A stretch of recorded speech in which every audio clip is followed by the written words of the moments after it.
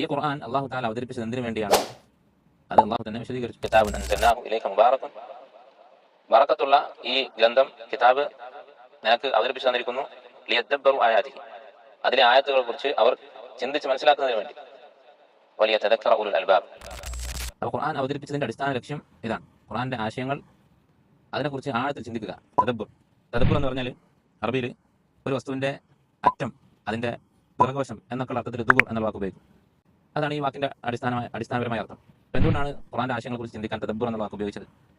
ഒരു വാചകം നമ്മൾ വായിച്ചിട്ട് അതിന്റെ നേർക്കുനേരെ കാണുന്ന അർത്ഥം, അതിൽ കവിഞ്ഞ അതിനപ്പുറത്തുള്ള ആ വാചകം ഉൾക്കൊള്ളുന്ന സൂക്ഷ്മമായ അർത്ഥങ്ങൾ പോലും ചിന്തിച്ച് മനസ്സിലാക്കുക, ഉൾക്കൊള്ളുക. അതാണ് തദബ്ബുർ എന്ന് പറയുന്ന വാക്കിന്റെ അർത്ഥം. അപ്പോൾ ഖുർആന്റെ നേർക്കുനേരെയുള്ള അർത്ഥം പഠിച്ച് മനസ്സിലാക്കുന്നതിനപ്പുറത്ത് ഖുർആനിലെ ഓരോ ആയത്തും എടുത്ത് ആഴത്തിൽ ചിന്തിച്ച് ഇതിൽ എന്തൊക്കെ ആശയങ്ങൾ ഉൾക്കൊള്ളുന്നുണ്ട് എന്ന് പരിശ്രമിക്കാനാണ് അള്ളാഹു തആല ഇവിടെ പഠിപ്പിക്കുന്നത്. അതിനുവേണ്ടിയാണ് ഖുർആൻ അവതരിപ്പിച്ചിരിക്കുന്നത് എന്നാണ് അള്ളാഹു സുബ്ഹാനഹു വ തആല പറയുന്നത്.